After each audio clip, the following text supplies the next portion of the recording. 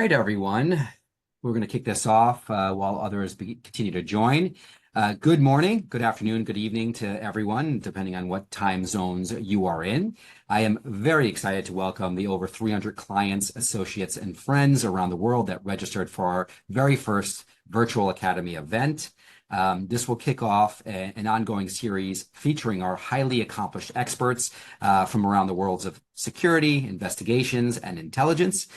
We designed these sessions to be informative, short, accessible to our global clients. If you would like to learn more or to schedule a dedicated session with one of our experts or speakers, please reach out to us directly. We're going to drop our contact information into the chat. We will be more than happy to customize a program specifically for your organization wherever you are in the world. As many of you know, we offer a very wide range of sessions from boots on the ground tactical trainings like active shooter and defensive tactics, all the way to strategic board and executive level trainings, somewhat similar to what we're going to discuss today. Now to kick things off, I'm very pleased to introduce the head of Interfor Academy, Jeremy Hurewitz. Jeremy is not just the head of our academy, he's also one of our most sought after speakers and trainers on the team. Jeremy works routinely with clients through his Sell Like a Spy program, which helps to bring spy tradecraft into the business arena. Again, thank you all for joining us, and we'd love some feedback when you have a moment. Over to you, Jeremy. Thanks so much, Don, and good afternoon, good evening, or good morning to everybody, once again, depending on your time zone. I'm so pleased to have a conversation today with Steve Romano, who spent 20 years with the Federal Bureau of Investigations, and his career culminated in his post as the Chief Hostage Negotiator for the FBI.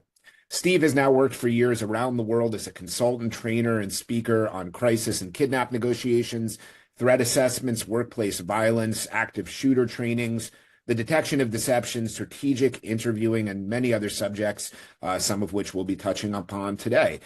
He also provides expert witness testimony in civil lawsuits. Steve has appeared as a subject matter expert on CNN, Fox News, MSNBC, and other areas. I know Steve from working with him on the very interesting world of kidnap for ransom issues. And more recently, Steve's been a really good friend and mentor to me as I developed the Sell Like a Spy program. And he has really assisted with the development of my book, Sell Like a Spy, which will be out this summer. Steve, thanks so much for being here today. Well, thanks for having me, Jeremy. I appreciate that generous intro. Great. Well, you deserve all that and more. Let's jump into things with some questions here for you. I wonder if we could just start at kind of a top level, and if you'd be so kind to kind of explain to everybody on this webinar what we mean by talking about skills of social influence and how the FBI goes about teaching its agents about that.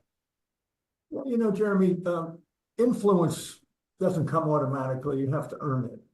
And trying to satisfy another's needs is how you can get that influence. It's been found that people are more likely to comply with someone who is willing to listen, understanding or empathic, non-threatening, non-judgmental, and worthy of respect. Now, the thing about respect is we have to give it to get it.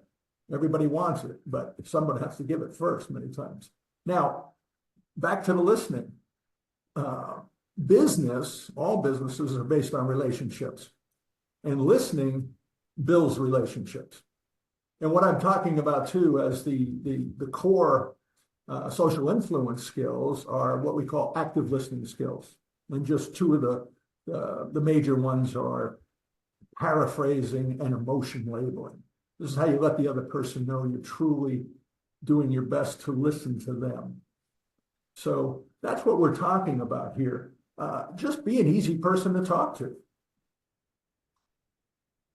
Yep, that makes a lot of sense. And I think we're going to see how some of those skills play a vital part in some of the work that you and your colleagues have done throughout your career. I want to start with the idea of detecting deception, because there's a lot of kind of noise in this area. People have false assumptions about what's possible. I've seen in my career in the corporate world where former colleagues of yours from the FBI or others from the CIA or other agencies kind of advertise their services as creating, a human lie detector. And, we know that there's really no such thing as a human lie detector. Even a polygraph is not right all of the time. But through these skills of social influence that we're talking about here, there are ways to detect deception. And I wonder if you could talk a little bit about deception detection, how to think about that, how it might be used in negotiation, and maybe some examples of some of the ways that you might identify the red flag of deception and how to think about that. Yeah, well, you're very correct when you say there are no human lie detectors. Okay.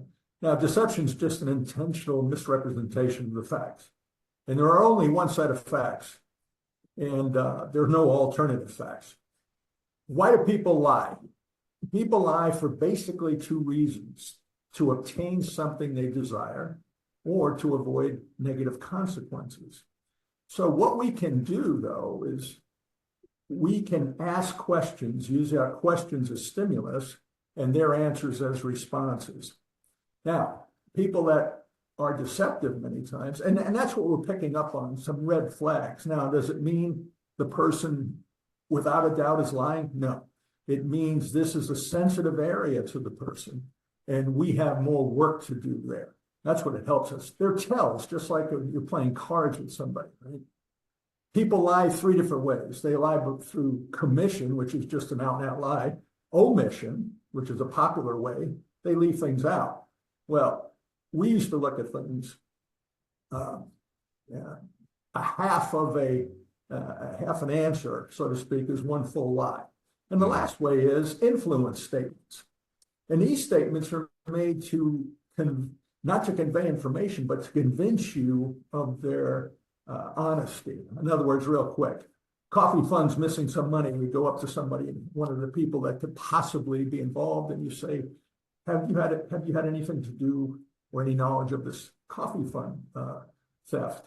And the person answers that by saying, do you know how long I've worked here? Do you know how much money I make? Well, they didn't answer the question. So that's a real key.